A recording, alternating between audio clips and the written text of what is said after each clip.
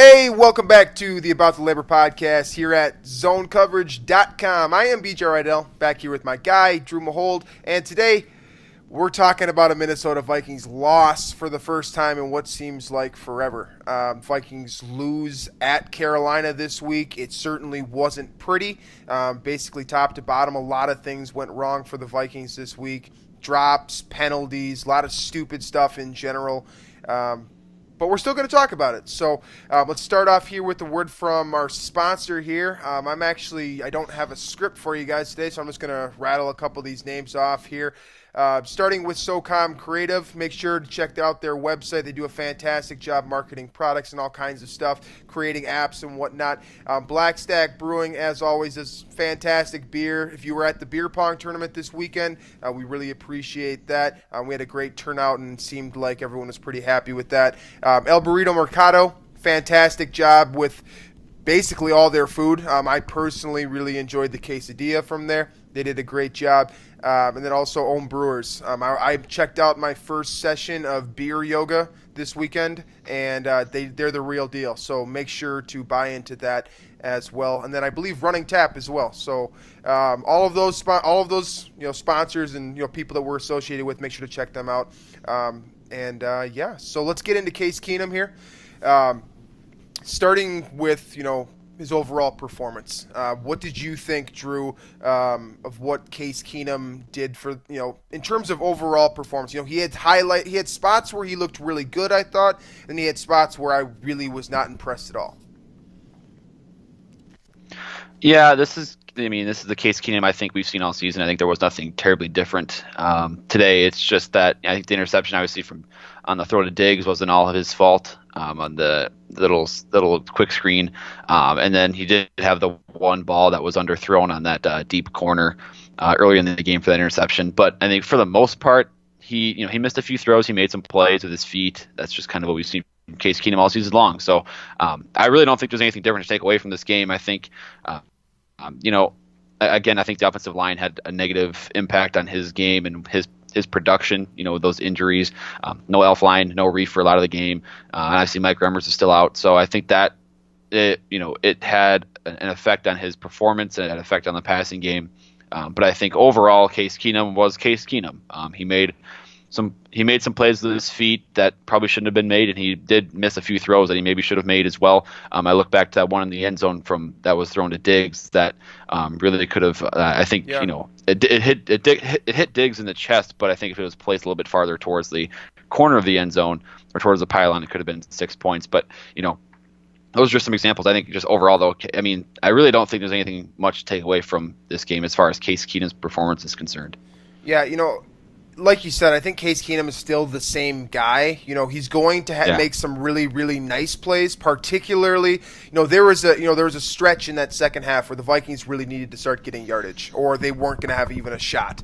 And I thought Case Keenum was, Case Keenum in those situations. It was kind of gut check time for him, so to speak, and he started making some throws. Then obviously he had the high throw to Stephon Diggs that he bobbled, and that ended up being intercepted. Obviously, you mentioned the one where James Bradbury in the end zone actually made a hell of a play on the ball. But like you said, I think that if Case had placed that ball a little bit better, Vikings probably get 6 points on the possession. We might be talking about a different football game. But as a whole, Case Keenum, to me, he has the mentality to be a winning quarterback if the team plays well around him. I'm not certain at this point, especially after today's performance with Riley Reif going down with an injury, if he does, in fact, elevate the talent around him for a full 60 minutes. But there are definitely short spurts right now where I see an elite quarterback from Case Keenum. You think about a couple of the throws he made today. He looked very, downfield throws. He threaded the needle to Adam Thielen over the middle at one point. Found the soft spot in the zone. Again, Adam Thielen does a tremendous job doing that. The touchdown throw to Rudolph too was absolutely. A touchdown throw to Rudolph is pretty good. Yeah. Absolutely. So, you look at the full body of work with Case Keenum, and honestly, I don't leave this game with any true regrets. It just, the Vikings beat themselves today, and Case Keenum was certainly part of that. Don't get me wrong. That throw up the seam down the sidelines that he kind of just threw up in the air and it was intercepted, obviously. That was an awful, awful throw, awful decision too. But you take those types of plays away from Case Keenum, you take away the penalties this week. It looks like a different ballgame. So honestly, it's a loss. That's what it goes down as. But I think for the most part, Vikings fans have to be satisfied knowing that it wasn't the Panthers that beat the Vikings today. It was more the Vikings beat the Vikings. Yeah, I mean, I look at those two, the Cam Newton run and then the Jonathan Stewart touchdown run at the beginning. Really, without those two plays, the Panthers offense, I believe, put up something like just barely over 200 yards without those two plays. And then I think you look at the Panthers scoring output out. I mean, that's 14 points right there out of a couple of uncharacteristic mistakes. Sure. Sendejo missing badly on that Cam Newton tackle, and then I believe it was Anthony Barr responsible for that Jonathan Stewart run. But I mean, I'll have to watch it again to make sure. But point being is that I feel like outside of those two plays, the Vikings were really in control of Carolina's offense for the most part. At least the Vikings defense had control of the Panthers offense for the most part. So there's nothing really glaring to take away from this game as far as that goes. I think really the one concern that the Vikings fan base can have is these injuries especially on the offensive line, and how much longer Mike Remmers will be out. How long is this Riley Reif thing going to be? And Pat Elflein as well, if they can come back. So it looked like that started to be somewhat of an issue. And again, we know Case Keenum is very good at moving around the pocket, making plays with his feet, but can only do that for so long. And so the protection and the health up front there is going to be my main concern to take away from this game.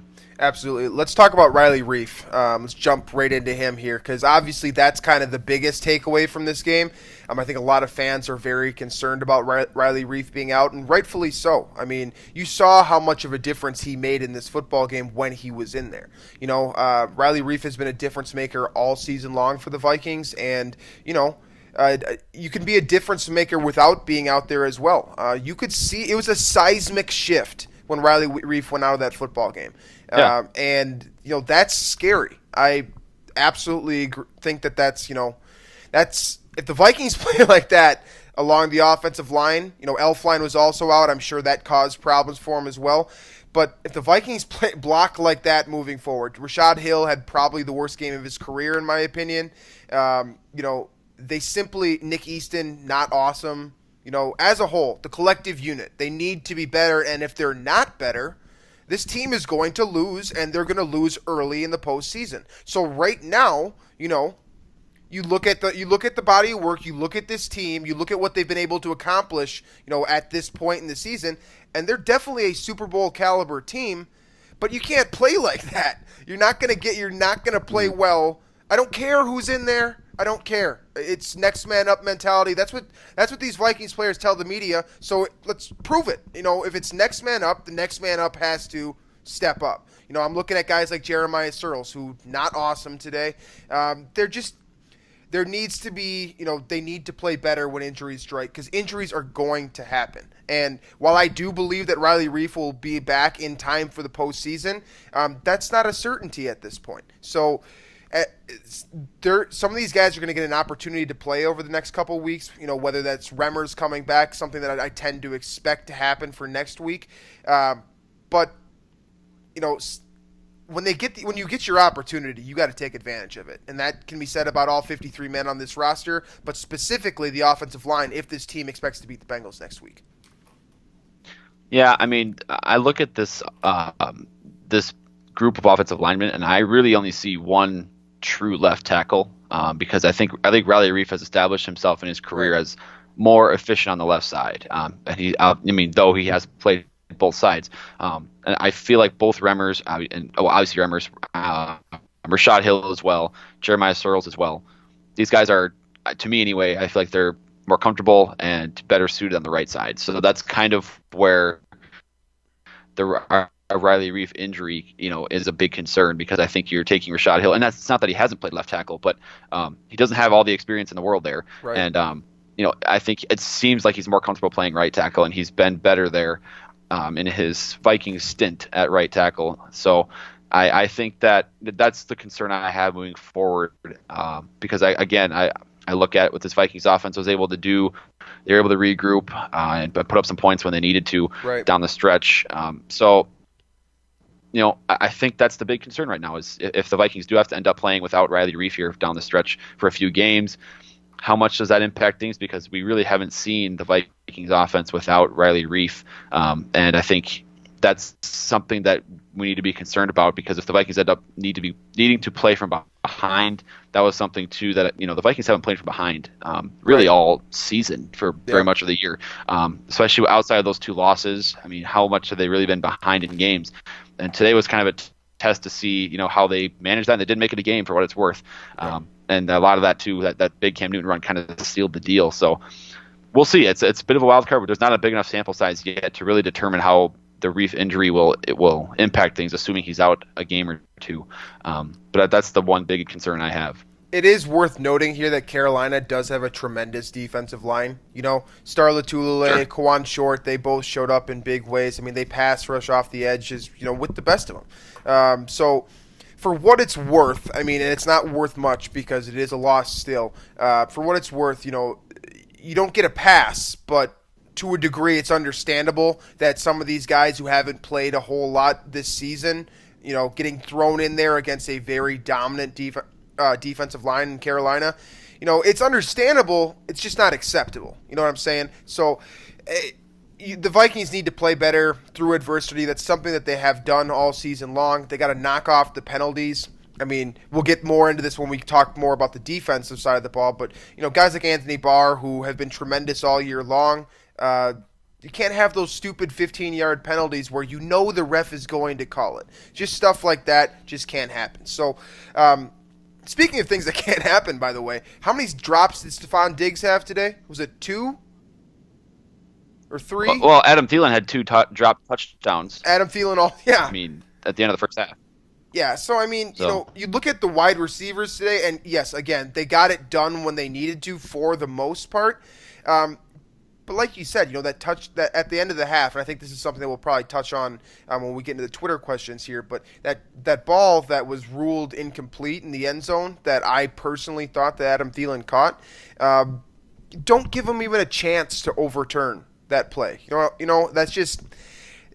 It's difficult to watch as someone who is also a fan of this team. It's just something where it's like, just don't ever give the refs any reason to throw a flag or to reverse a call or whatever it is. And the Vikings did that too much today, particularly on the offensive side of the ball.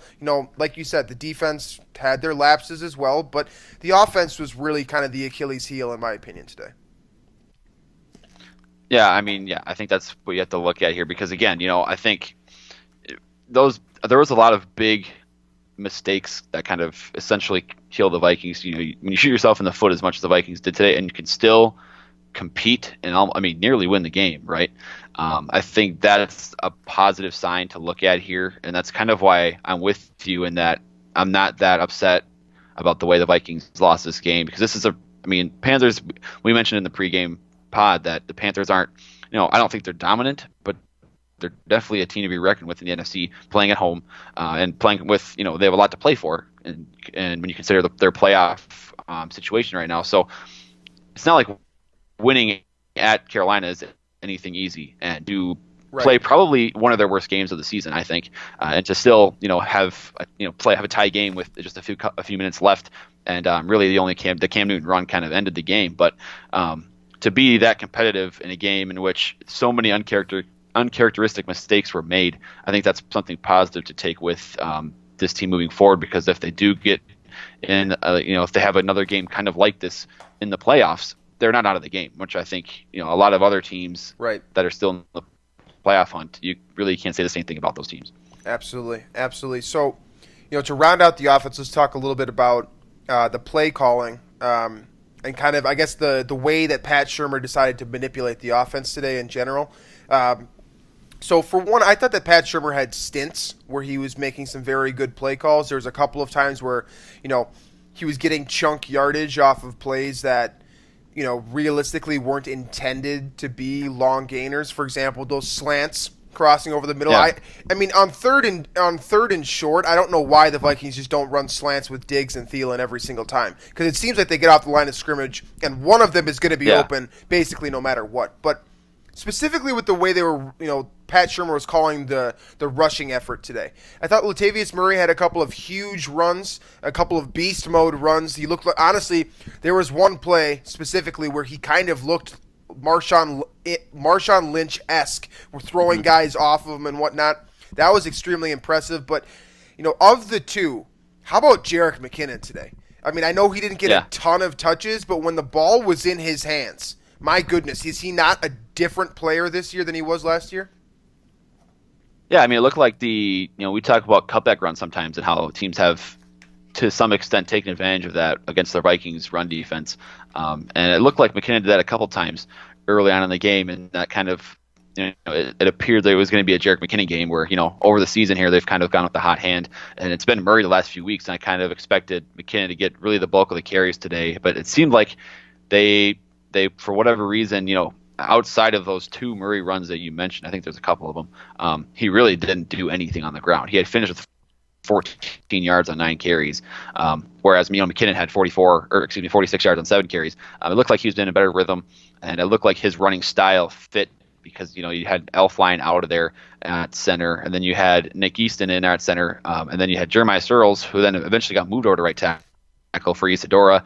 You had a lot of inexperience up there that, running your A gap runs, for example, up the middle, it's just not as efficient, I guess, as trying to go outside with Jerick McKinnon. So the Vikings seem to go away from that, and I kind of, that was the knock I had for Pat Shurmur in this game. But I did like how he kind of got Case Keenum and the team as a whole back into a rhythm there when they really needed to score in the second half. They kind of got things rolling in Case Keenum had that touchdown drive, and obviously it culminated with a touchdown. So, I mean, Pat Shurmur is still highly regarded as one of the best, in my opinion, one of the best offensive coordinators in the game. It's just, he had a couple curveballs thrown at him today, obviously with some mistakes by the players and then some injuries. So I can't really fault him too much for how the game unfolded. So overall, how would you give me a grade A through F, obviously, for Pat Shurmur's performance today? Basically, what I'm asking you is, how much of what happened today was a result of poor play calling, versus how much of today was a result of, poor execution, I suppose? Yeah, I'm going to say that poor execution probably weighs a little bit heavier in the results of this game than the play calling.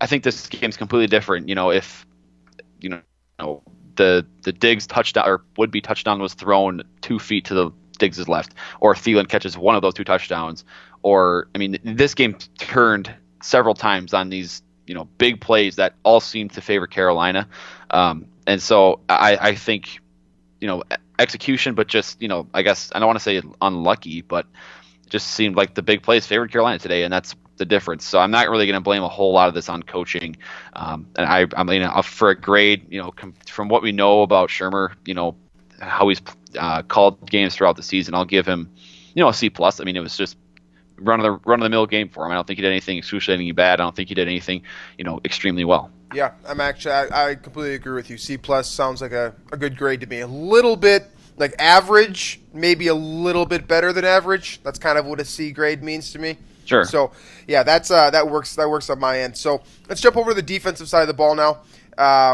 The defense, for the most part, with exception to a couple of those lapses that we've already mentioned here, played pretty well. I thought Xavier Rhodes had a heck of a game, though he did get turned around by Devin Funchess, which I thought was pretty hilarious, given his stature as one of the better, if not the best, cornerbacks in the NFL. For him to get turned around by a guy like Devin Funchess, who, he has talent for sure, but just the pedigree there. There's a very, very difference in pedigree. So it was very funny for me to see Rhodes get spun by him down the sideline towards the end zone there. But other than that, I mean, who really stood out in a big way for you today in terms of, strong production on the defensive side of the football? Well, see, the production thing is what's kind of interesting about that question, because Linval Joseph, he really backed up the tackles today, and he found himself in the stat sheet a lot, which is obviously not common for the nose tackle position. But to me, I saw this, and he's been doing this all season long. What he did today, I mean, he got the sack today for one, but I just think his role today was different in that he was actually able to make the tackles instead of just, take up space and bring two guys. So I think that's kind of what I looked at in this game. But, again, you mentioned Xavier Rhodes. I thought he played really, really well in this game outside of a couple of those plays to Devin Funchess. I remember there was a series or possession for Carolina, I think in the second quarter, where he made literally all three plays to force a 3-and-out. I believe he had 2 pass breakups and then a tackle in front of the third down marker that was the 3-play series, and that was a 3-and-out. So I think Xavier Rhodes is still elite, obviously. I guess those are the 2 guys that really stood out to me. Linval Joseph, just because he was able to get that production, kind of the this goal, I guess, if you will, and then Xavier Rhodes, I think he's still dominant. Sure, it was a lesser competition, but I think he's just showing week by week that you can trust. You can trust throwing him out there man on man in press coverage, and a good amount of the time he's going to get the job done. Absolutely. How about the defensive line today? I thought that for the most part, pretty solid effort. It was very, very, very explicitly clear to me that the Panthers were doing everything and anything to stop Everson Griffen from killing Matt Khalil. And for what it's worth, they succeeded. But my problem with that is that if you're going to be, manning 1, 2, maybe even 3 guys at different points to protect that blind side for Cam Newton, someone else has to be open, right? That's just a numbers game. Yeah. That's kind of how it works. So Danielle Hunter, to me, needs to step up in that type of situation. I thought there was a couple of instances where he probably should have been more dominant than he was. And I just expect more from Danielle Hunter in general. I mean, you look at his frame, his ability, how much he has improved basically since he's been in the league. It's hard not to expect more from a guy like that. He's got to get home more often. And I know that Cam Newton is as hard of a guy to tackle as there is in this league. But if this team is truly thinking Super Bowl, Danielle Hunter needs to step up, and he needs to step up now. And I didn't see that from him today in Carolina, so I was a little bit disappointed in his effort. I shouldn't say effort. I was disappointed in his performance. His effort was definitely there. He just needs to be playing at a higher level, in my opinion. Yeah, I thought he played the run well today. There was a couple times where he, especially against the option, was really stayed disciplined and made the play. But a couple times. But I do agree with you as far as the pass rush goes. That Everson Griffen is obviously doing his job. He did technically get another sack, by the way, today. Everson Griffen did on that face mask call. That did go down as a sack, so he has 13 on the season now. But I think Danielle Hunter's got like 6.5 or something, which it's not shabby, but it's you want a little bit more based on the attention that the other side of the defensive line is getting, and we know what Danielle Hunter is capable of. His talent is not, I think we all know what it is at this point. We saw what he did last year, so we'll look for that down the stretch here, because I think if he can give a little bit of a boost as far as production and get to the quarterback a little bit at a higher rate, this defense could even go to a higher level. And I think it'd be, now would be a good time for that to start happening, considering you got the playoff stretch here and the race for the number 1 seed, which got a little bit more interesting today, actually. Yeah, it really did. Let's move on to the linebacker and the secondary levels here. Talk about these relatively quickly. We talked about Anthony Barr a little bit here. He had a couple of, quote, dumb moments, I suppose, where I thought that he could have, been smarter. Like I said, that stupid penalty that he got, he has to know the situation better there. Yeah. I understand the intensity and the passion that this guy plays with, but I mean, when you've got a 3rd and 16, and you get a 15-yard automatic penalty, that's just stupid football right there. And, I'm sure Mike Zimmer probably was in his ear about that. That's just something that can't happen. Like, I just remember when I was in high school, there was this absolutely hulking nose tackle, and he was a great dude across the board. I still talk to him now. I'm a huge fan of him. I think he's a great dude. But he used to get these 15-yard celebration penalties, and the coaches would drag his ass off the field. They'd be like, "What are you doing? You can't celebrate." And it's the same general premise here. I know that there's a difference between roughing the passer or personal fouls and celebration penalties. There's obviously a different type of mentality that goes into that stuff, but it's the same general concept. You can't allow that type of stuff to happen. That needs to go away immediately. Because teams like Carolina are good enough where if you give them a way out enough times, they're going to score. It's not going to be fun for any of us. The fans, analysts, reporters, players, coaches. None of us enjoy that. So, in my opinion, Anthony Barr just needs to be a little bit smarter here. He's a tremendous player. He's a tremendous athlete. He's doing so many things right this year. Don't ruin it. Don't do stupid stuff like that. And for what it's worth, I do think that he's earned a bit of an unfair reputation with the officials. I think the officials are probably looking at Anthony Barr now and like, okay, this guy hurt Aaron Rodgers, and we protect Aaron Rodgers at all costs. So, I understand that element to it because there was a play where Cam Newton clearly was trying to sell it when Eric Kendricks pushed him down the sideline and he didn't get a flag call. And to me, that's just a difference in reputation. So you think that would have been a flag if it was Barr? Absolutely. Because Eric Kendricks is just kind of, in my opinion, he's known as a relatively low-key guy that goes about his business, whereas Anthony Barr is sort of an explosive player, very passionate, loves, he does like the thing with his shoulder pads whenever, you know what I'm saying? The shoulder pad things, whenever he gets a big he knows he's good at football. Whereas Eric Kendricks, I think that he is still on the up and up and hasn't really. I think Barr comes off as a little bit more arrogant. And I think that's maybe why his perception is that way, and especially if you hurt Aaron Rodgers and, the gestures that he may or may not have performed after that. I think that obviously played into it as well. So, I kind of get what you're saying. I just wanted to point again to that Jonathan Stewart touchdown, and kind of when I watched it again, I watched the when they showed the replay from the end zone angle, you saw Carolina brought two pulling guards to the opposite side. They ran, so it was almost a misdirection run play, but it wasn't really a counter. It was kind of a weird play design, but I think that forced a miscommunication between Barr and Kendricks because they both kind of saw, the run to the left and they filled the same gap. I think Barr kind of, kind of reached farther than he should have, and then that obviously opened up that wide open hole because I don't think I've seen a hole that open for an opposing running back all season long, and I don't expect that to happen again. But I think it was just one of those, miscommunications or misidentification, something like that happened where Anthony Barr, I believe it was Anthony Barr. I could be wrong. It could have been Kendricks or somebody, but I believe it was his side of the play. I think he was responsible for it. I think not the best game from Anthony Barr, but I think it's too small of a sample size to be really concerned about it happening, the rest of the season. Again, like I said, you look at this game, and the Vikings shot themselves in the foot. That's what happened here. Whether it was the Anthony Barr penalty, whether it was the Kyle Rudolph drop over the middle of the field, whether it was the Stephon Diggs drops, the Adam Thielen drops. Look at the stats. The Vikings dominated this game, really. Right. They had 6 more first downs. They were better on third down efficiency, 7 of 15 versus 5 of 15. How many passing yards did Cam Newton have? Like 130 or something like that? 137 yards, yep. Yeah.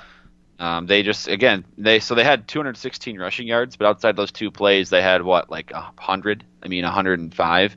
Yeah. So you look at this, the comparison of the team stats clearly favors the Vikings except for, red zone touchdowns, right? The Vikings are 1 for 4 at, scoring touchdowns in the red zone today. Not great.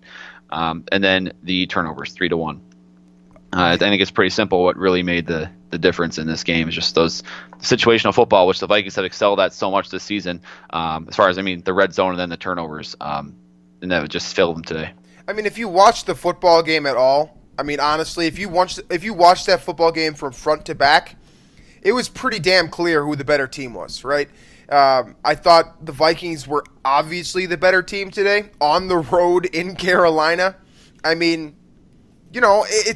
was just a bunch of stupid mistakes. So, I urge people that are fans of the Vikings to not overreact to a game like this because, honestly, we got everything that you want from the Vikings. They just gave us they also gave us a couple stupid penalties and a couple untimely mistakes and stuff like that. But as a whole, this is the same Vikings team that I've been watching all year. Yeah.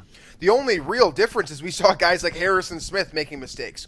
This might be the first time all season long where in real time I noticed Harrison Smith blow a tackle. very clearly should have made the tackle, and Christian McCaffrey made him look like an asshole. Like that's what happened, and that never happens. That's what type of game it was for the Vikings today. Yeah. So as a whole, I mean, I thought Rhodes played well. Honestly, Harrison Smith played well, with the exception to, the one stupid missed tackle, which he's going to make 9 times out of 10, or 99 times out of 100 for that matter. Wayne's, in my opinion, was solid. I thought Mackenzie Alexander, I'm going to have to go back and do the coverage chart once the All-22 is up, but, I thought Mackenzie Alexander had a solid game as well. I mean, across the board, this was a pretty solid game. It's just stupid mistakes killed the Vikings, and here we are talking about a loss. And, you can tell, you should be able to tell just by my tone how I feel about this loss. Like, I don't think it matters all that much. I really don't. I don't think that was a true reflection of who this team is.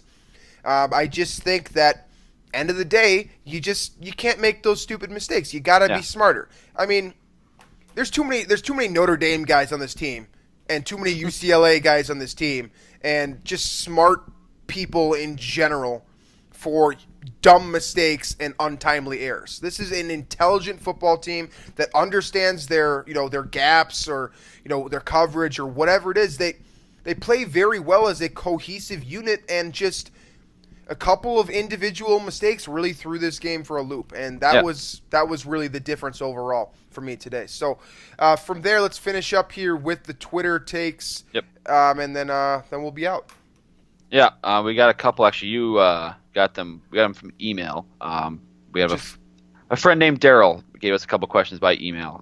So there's actually this first one here is not about necessarily the Vikings. We got this last week actually, but this is about the. Let's see here. Let's see. I know you guys have a lot to go through, but since I don't use Twitter, I thought I'd ask a question here for the next segment. It's got nothing to do with the Vikings, but it does piss me off how Rob Gronkowski only got a one game suspension only, and Juju Smith-Schuster also got a 1-game suspension for his hit on Vontaze Burfict last week. So he's kind of wondering how we feel about the NFL, and it's what seems to be an inconsistent kind of policy for suspending players for this stuff. Okay, so the difference here to me is intent, obviously. And this is why I agree with you, Daryl. For the record, really appreciate the email. Thank you for firing questions at us. We love getting questions on this show, especially from guys that listen to the show on a regular basis. So we appreciate it. But intent is the difference here. So I know that Juju Smith-Schuster wasn't necessarily trying to injure Vontaze Burfict. I mean, he probably didn't necessarily care if he did. That's kind of just my assumption, just because we know about Burfict and what kind of guy he is. And let's just be real here. He's kind of a dirty player. We've seen that over the last couple of years. He crushed Antonio Brown during the postseason last year. Juju, as far as I'm concerned, is boys with Antonio Brown. It makes sense. You can connect the dots here. But with Rob Gronkowski, I mean, that was just stupid. Period. That's a meathead move. It really was. And the thing about Gronkowski is that he's such a good dude generally speaking, at least that's my perception of him, is that, he's a fun-loving guy that he probably just got a little bit too amped up, and Trey White pissed him off. That's probably what happened. And Gronk did something really stupid that probably warranted a greater suspension than that of what Juju Smith-Schuster got, because with Juju, it was just he was trying to put Burfict on his ass. That's what he was trying to do. He wasn't trying to kill the guy. Gronkowski dive bombed him. There's a huge difference there, in my opinion. So for me, I agree completely. Very inconsistent, but I guess what else is new from the league? Well, I think the league had a chance with the Gronk thing to sort of set a precedent for something that's clearly, after the play, clearly, an extra force to the head that's unnecessary. They had a real chance to set a precedent. Instead, they gave 1 game, and then you get the same. I think you get the same week, and you get Juju Smith-Schuster. Essentially, I mean, with the history of Antonio Brown. I get that maybe he's defending his teammate, whatever, but that's just a good hard hit. And I mean, I don't get the NFL and the way they do this suspension thing. By the way, they also I know I've heard that the Vikings were not pleased with the NFL's decision to revoke the suspension for George Iloka on his hit on, I believe that was Brown in the same game. Yeah. Because Sendejo suspension was upheld for a hit that was pretty similar.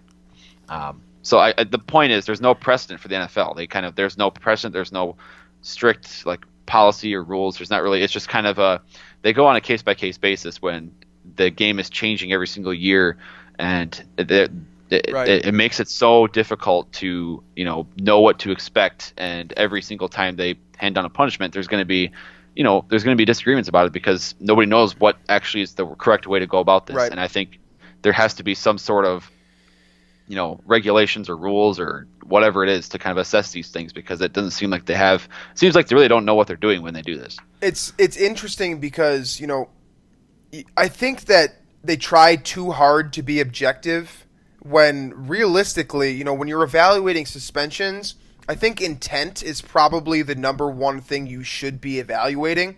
And sometimes that's very difficult to do, obviously. You look at some plays like Gronk where it's very clear what he was trying to do. And then again, you look at plays like with Juju where he clearly wasn't trying to hurt anyone. He was just trying to send a message to a guy that has been trying to send messages basically since he was a 7th-round pick, And I get that. That makes sense to me. And if you just talk to Juju or you listen to some of his work, I know he does some stuff on YouTube, stuff like that. I mean, if you followed the whole bike thing, you know that he's not an asshole. You just know. Like it's easy enough for me to see that he's actually probably a very good person, and he was just playing football he's playing smash mouth football. I don't know. Did you catch the kind of rant by Mike Mitchell? I did. Safety? I did. So I think what he said was really good about.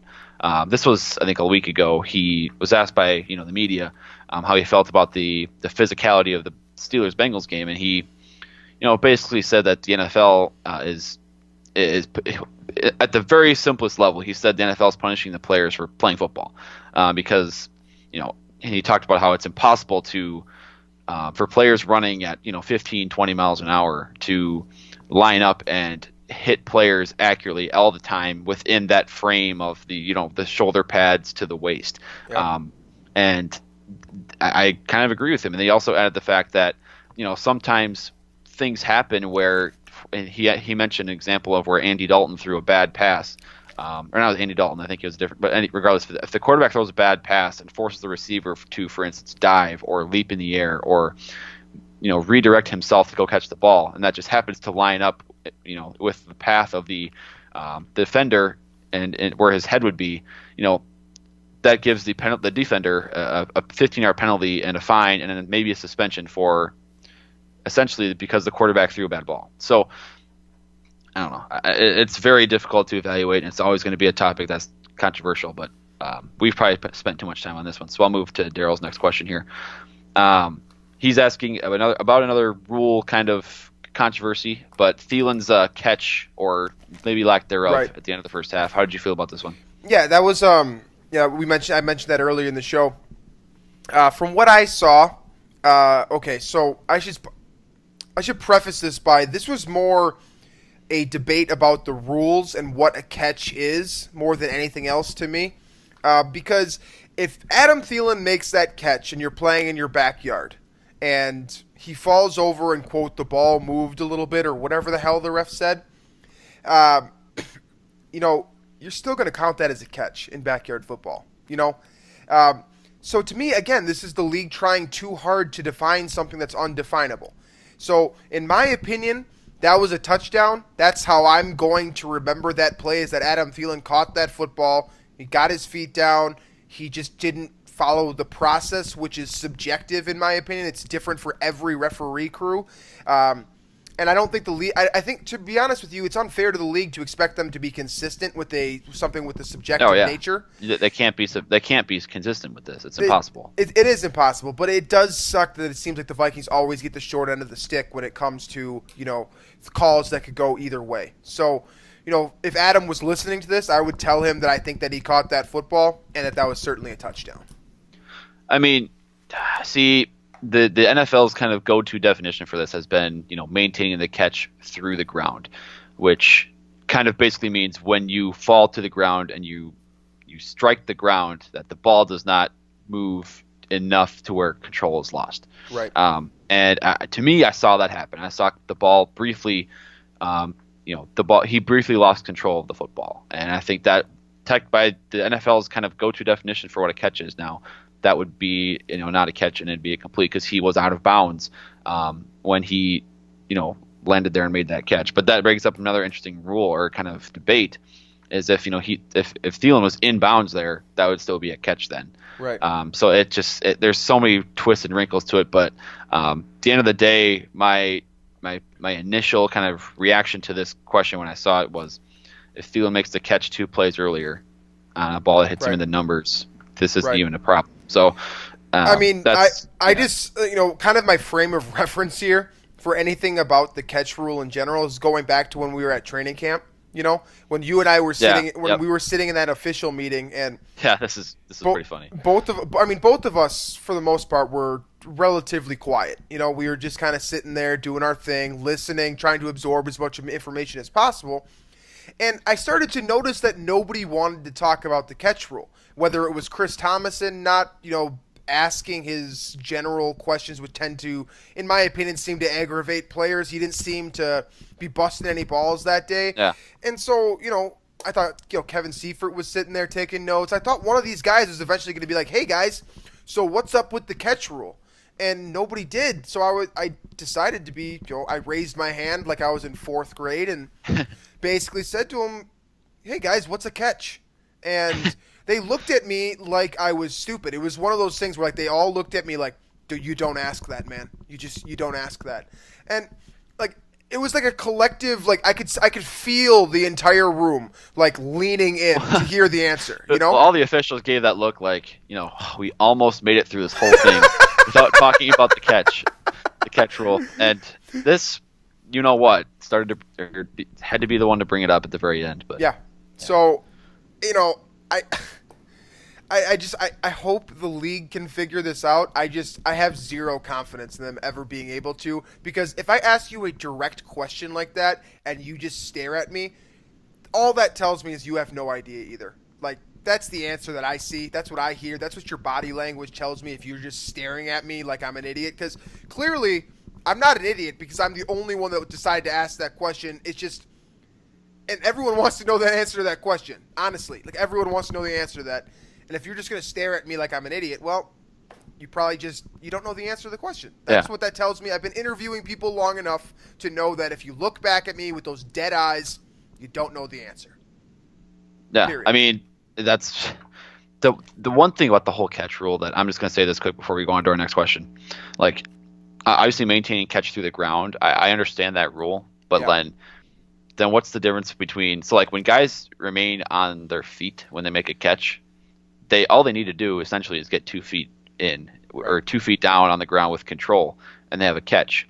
But so if a guy, let's say, catches a ball on the sideline with, drags his 2 feet, and then he goes out of bounds, and then immediately the defense just right behind just kind of knocks the ball away. The play is essentially over, but it's just after he had made the catch. Is that incomplete now? Is that because he's maintaining the catch not through the ground, because he's not going to the ground? He doesn't really get the chance to go to the ground. There's so many wrinkles that they need to figure out, establish kind of a precedent as to what warrants a catch, or what are the things to look for as to not a catch. But we'll go to our last question here of the day. We will talk, we also had questions from Hunter at Minnesota. That's a pretty cool name. And then our buddy Mr. Amazin at IKeepIt_SoReal. So real. They asked us questions. We'll get to those on a Wednesday. But we'll take this one from Don from Ohio for today. Why is Vikings Twitter such trash after a loss like today? First of all, yes, they're definitely trash. I'm so tired of people looking at the game and just looking at the scoreboard and thinking that the Vikings played bad. Because there are so many people out there that watch 15 minutes of the game, maybe while they were putting their kids down for a nap or something like that. There's just so many people that I'm not calling them dumb. I'm just saying they didn't learn the information before opening their mouths. So it's never going to change. you just kind of have to roll with the punches a little bit. You try. I mean, I try to push this on them every single time the Vikings lose. Especially, I shouldn't say that every time. Every time the Vikings lose in a way that suggests they should have won, I try to push that out there. But people just, they don't want to listen sometimes. And, that's the difference between a good football fan and a bad football fan. See, I really don't, I'm not worried about this at all because I feel like every fan base is the same way. Right. Right. With the exception of the Browns, because I think Browns fans are just I respect them so much for how loyal they are to that team, and they've won once in like the last decade. So they should have won today too. They should have. Like Deshaun Kaiser had the best game of his life. Josh Gordon is clear. He also had the worst interception I've ever seen any quarterback throw this season. In overtime. If I'm talking for 60 minutes here, he was good today. Let's be real. Josh Gordon is elevating his play. That offense is starting to get it done. That run defense can clearly get it done. And but the Brett Hundley led Packers beat him today. So I understand that, Drew, and I understand what you're trying to get at here. That you picked the Packers and I picked the Browns. I get it. I actually forgot about that. But I didn't. And what I'm telling you is that I don't think the Browns are that bad. I just if I'm coming out of that game, if I'm a Browns fan, I'm still upset because you always are losing. But at the same time, you also have to look at that performance and be like, this team is probably growing a little bit, and maybe, just maybe, Josh Gordon should have been back on the field sooner, whether that was a result of the league being stupid or all the other things that kind of culminated in Josh Gordon being off the field for as long as he was. But point being here is that the Packers suck. I mean, that's really the ultimate point here is that even, they almost lost to the Browns even with Brett Hundley having a career game, But I guess to get back to the point is that there always are going to be unruly fans. That's just how football is. And it took me a long time to get used to it. And I think I'm finally there where I just get it, where some people are just going to talk. And you just got to ignore it. Yeah, I mean, I just laugh at this stuff because I'll specifically, I think the thing that I think from what I saw on my Twitter feed that struck this question for Don was, I think there was an account from, I don't know who it was, but was calling out Yinka Ayinde, or I think he's at Daily Norseman and Zone Coverage, I think, climbing the pocket. But I think someone called him some racial slurs, I guess, that probably not warranted, after your favorite football team loses one football game and you guys have differing opinions as to why. Like, that's probably not necessary. So there's always going to be those scumbags on the internet, though. That's and you can hide behind a screen and make yourself feel better about other people by calling them names. That's a human nature thing for some people. So that's just, again, it's the it's so funny because there's always going to be those Twitter eggs. Those guys that give you a hard time just to give you a hard time. Yeah. And there's always going to be people saying dumb stuff. That's Twitter.com for you. So, I mean, to make this simple is people are stupid. I mean, people suck. That's how people are. So, I believe that wraps up the show for today, unless we got anything else. Yeah, that's a good note to end the show on. People suck. People suck. Yeah, that's great. Okay, so that... So thanks as always, folks, for listening to the About the Labor podcast. Both myself and Drew really appreciate it. You can find us on iTunes, Stitcher, Google Play, iHeartRadio, and also Castbox. If you're not listening to us on Castbox, they have an excellent system there. Are we on there? Castbox? We are on Castbox, yeah. And we'd like if you guys do listen to us there, because I think that they have a good platform, and I think they know what they're doing. So maybe this is kind of the next big thing for podcasting is something like Castbox. So make sure to check that out. They do great work. But as always, you can still find us, on the usual spots. Zone Coverage as well. Are we still on Vikings territory? I don't know. Yeah, I'll be posting on my Vikings territory now. Okay, so they will be on Vikings territory as well. And then make sure to hit that subscribe button on the About the Labor YouTube channel specifically, and also the Zone Coverage one as well if you haven't done so already. We're going to continue to put up content Monday, Wednesday, Friday, and this is the best. That's the best place to to find our stuff. So make sure to hit that upvote on the YouTube video. That's important for us and gets us more clicks, more views, and maybe this could be a 5-day-a-week show if we start getting more downloads and stuff like that. So if you like the show, help us out a little bit, do your part, and I think that about wraps it up. Unless you have any final takes for me here. No, I don't. I don't have any final takes. The Vikings are now they lost today, but they are the NFC favorite, in my opinion, with the Carson Wentz injury. Yeah.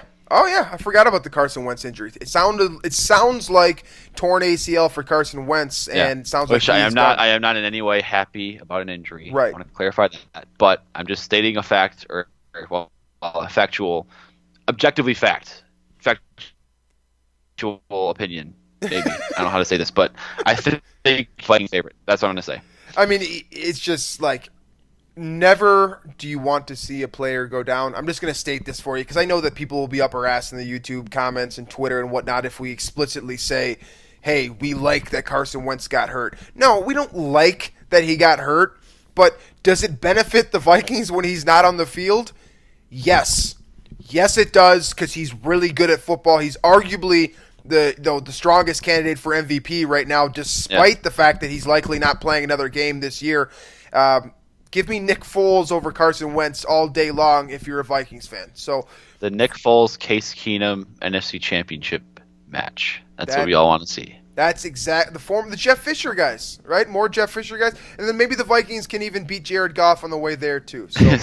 Who knows? Jeff Fisher ruins everybody. Jeff Fisher ruins everything. That's a perfect way to end this show. So, again, thanks for listening, folks, and we will catch you back on Wednesday.